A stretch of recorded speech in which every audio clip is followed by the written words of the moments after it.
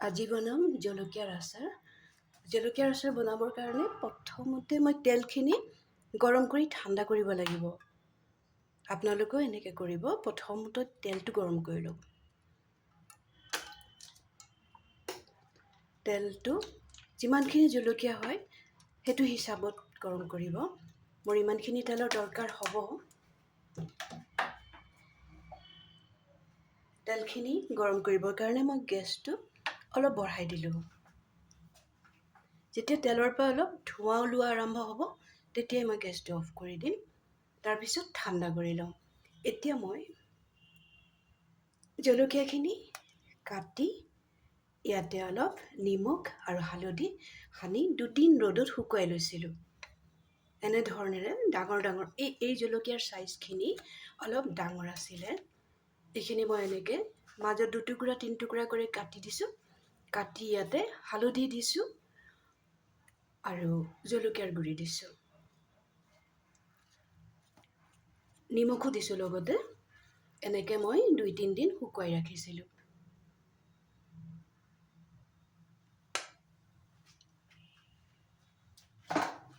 এতিয়া মোৰ তেলটো প্ৰায় গৰম হৈ যাব। তেলটো গৰম, আচাৰত হিং দিয়ে, কিন্তু এটা কথা,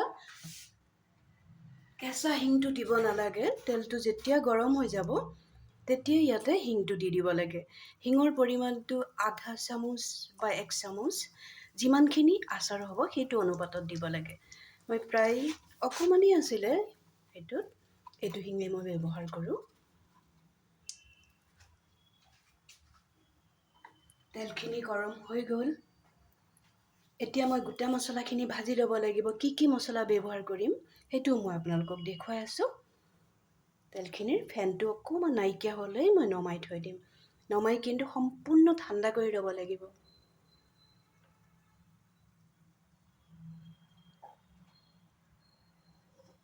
তেলত উঠি অহা ফেনখিনি নাইকিয়া হৈ গ'ল। এতিয়া মই তেলটো ঠাণ্ডা কৰি ল'ম।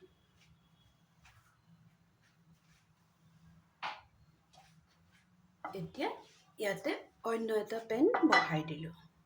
যিকোনো হয় লোহাৰ কেৰাহী, চিলভাৰ কেৰাহী যিয়েই হওক বহাব পাৰিব। মই এটা ননষ্টিকৰ পেন বহাই দিলোঁ। এতিয়া ইয়াতে দি দিম মোৰ হিচাপ মতে, এয়া হৈছে আজৱাইন। এইটো নিদিলে আচাৰৰ কোনো ভাল এটা গুণ নোলায়। সেইটো কাৰণে আজৱাইনটো অকণমান বেছিকৈ দিলোঁ, যাতে মছলাখিনি পুৰি নাযায়।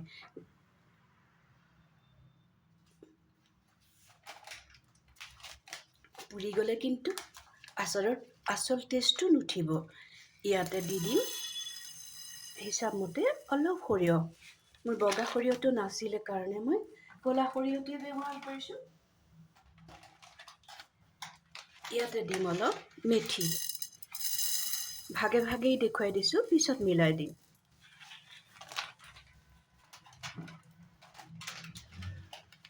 ইয়াতে দিম অলপ জিৰা।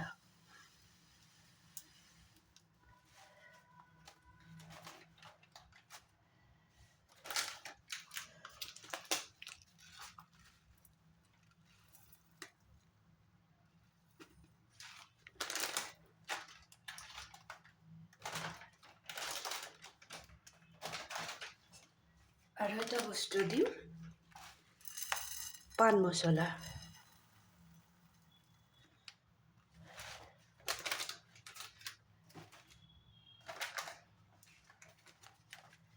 ইয়াতে দিম অলপ ক'লা জিৰা।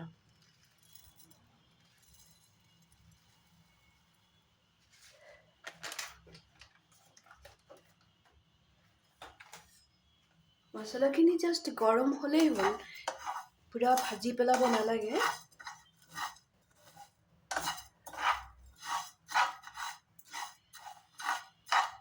আৰু এটা বস্তু দিবলৈ বাকী আছে, সেইটোও দি দিম। মই ঠাৰিবিলাক এৰুৱাই ৰাখিছিলোঁ, শুকান জলকীয়া।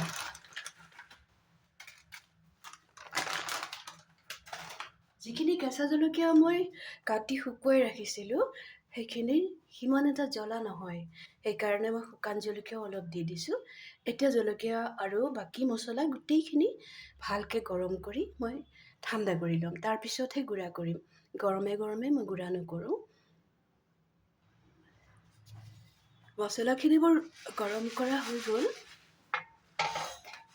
এতিয়া মই এখন থালত নমাই ল'লোঁ। মছলাখিনি ঠাণ্ডা কৰি ল'ম। ঠাণ্ডা কৰি মই মিক্সিত আধা বটা কৰি ল'ম। পটাটো বাটিব পাৰি। মোৰ পটা নাই, তাৰ কাৰণে মই মিক্সিতে আধা বটা কৰি ল'ম।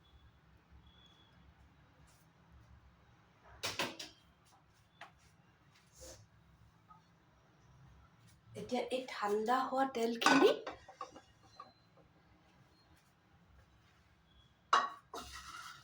ইয়াতে মই শুকুৱাই ৰখা কেঁচা জলকীয়াখিনি দি দিম।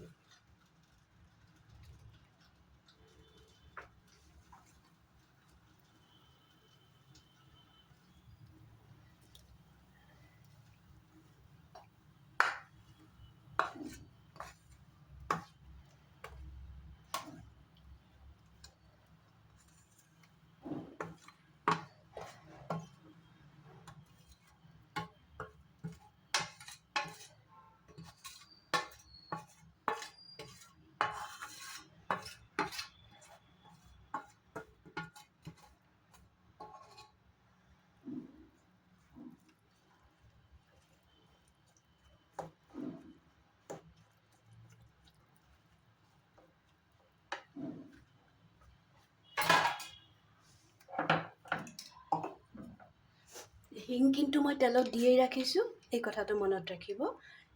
কেঁচা হিংটো ডাইৰেক্ট দি নিদিব। আৰু মই জলকীয়াখিনি যেতিয়া শুকুৱাইছিলোঁ তেতিয়া নিমখ দিছিলোঁ, কিন্তু এতিয়া মছলাখিনিৰ লগত আৰু অকণমান নিমখৰ দৰকাৰ পৰিব। কাৰণ মছলাখিনি অলপ বেছি হ'ব, মছলাখিনিয়ে নিমখৰ পৰিমাণটো কমাই দিব পাৰে, সেইকাৰণে আৰু অকণমান দি দিলোঁ। এতিয়া এনেকৈ কিছু সময় ৰাখিম। ৰখাৰ পিছত মই মছলাখিনি ঠাণ্ডা হ'লে আকৌ গুড়া কৰি ল'ম। তেলখিনি আৰু কেঁচা জলকীয়াখিনি খুব ধুনীয়াকৈ ঠাণ্ডা হৈ গ'ল। এতিয়া ইয়াতে মই মিক্সিত যিটো আধা বটা কৰি পাউডাৰ বনাই লৈছিলোঁ, ইয়াতে দি দিম এইখিনি।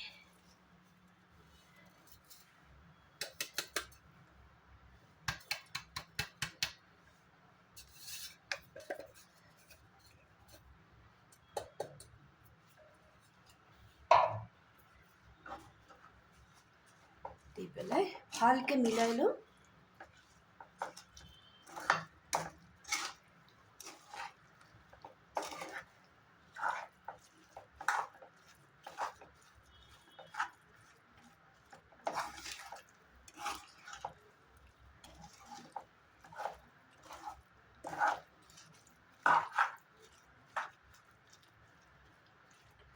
তেলৰ জোখটো নিশ্চয় বুজি পাইছে।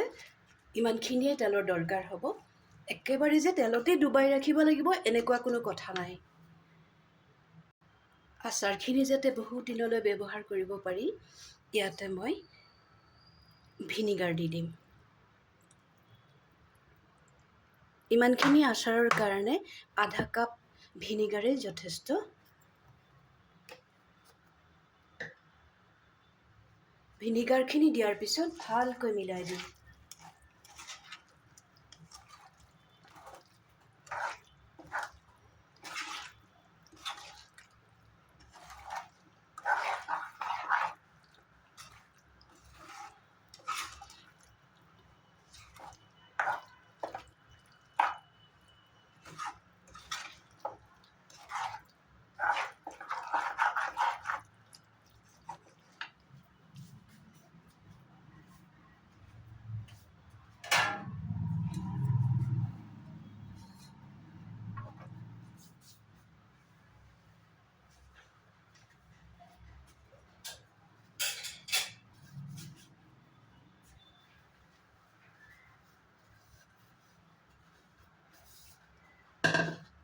এতিয়া ঠাণ্ডা হ'বৰ বাবে আৰু অকণমান ভালকৈ ঠাণ্ডা হ'ব লাগিব। আগৰ থালখনতে নমাই থৈ দিম। য'ত মই জলকীয়া শুকুৱাইছিলোঁ তাতে মই নমাই থৈ দিম।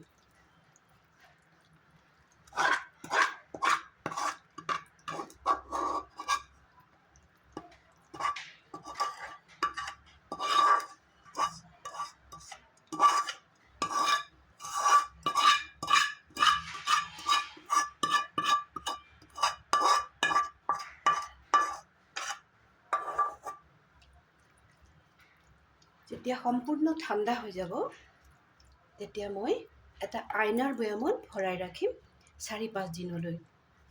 তেতিয়া আৰু মই ৰ'দত নিদিওঁ। যেতিয়া 4-5 দিন সম্পূৰ্ণ হ'ব তাৰপিছত 2-এদিন ৰ'দাই আমি খাব পৰা অৱস্থাত আহি যাব। আৰু প্লাষ্টিকৰ বৈয়ামত নাৰাখিব, এনেকুৱা আইনাৰ বৈয়ামত ৰাখিলে বহুত দিন থাকে। এই আইনাৰ বৈয়ামটোত যেতিয়া ৰাখিব, এইটোতো মই ভালকৈ ধুই শুকুৱাই লৈছোঁ, কিন্তু এখন পাতলা বগা কাপোৰত অকণমান ভিনিগাৰ লগাই ভিতৰটো মুচি ল'ব ভালকৈ। এনেকৈ ভিনিগাৰ দি পেলাই বটলৰ গাটো মুচি ল'ব, তেতিয়া আচাৰ বহুত দিন থাকে। আৰু আচাৰ কেতিয়াও ষ্টীলৰ চামুচেৰে খাবৰ সময়ত নল'ব, প্লাষ্টিকৰ চামুচ ব্যৱহাৰ কৰিব, হাতৰে নধৰিব। আজি জলকীয়াৰ আচাৰৰ ৰেচিপিটো আপোনালোকৰ কেনেকুৱা লাগিল? আপোনালোকে এনেকৈ ঘৰত বনাই থৈ দিব, খুব সুবিধা হয়। ঘৰত বনোৱা আচাৰখিনিৰ সোৱাদেই বেলেগ হয়। আৰু যদি এই ৰেচিপিটো আপোনালোকৰ ভাল লাগিছে তেনেহ'লে লাইক শ্বেয়াৰ কৰিব একেবাৰেই পাহৰি নাযাব। আৰু যোনে ছাবস্ক্ৰাইব কৰা নাই চেনেলটো ছাবস্ক্ৰাইব কৰি দিব। ভালে থাকিব, সুস্থ থাকিব, সদায় মোৰ লগত থাকিব। আকৌ এটা নতুন ভিডিঅ' আপোনালোকৰ ওচৰলৈ খুব সোনকালে লৈ আহি আছোঁ। ভালে থাকক।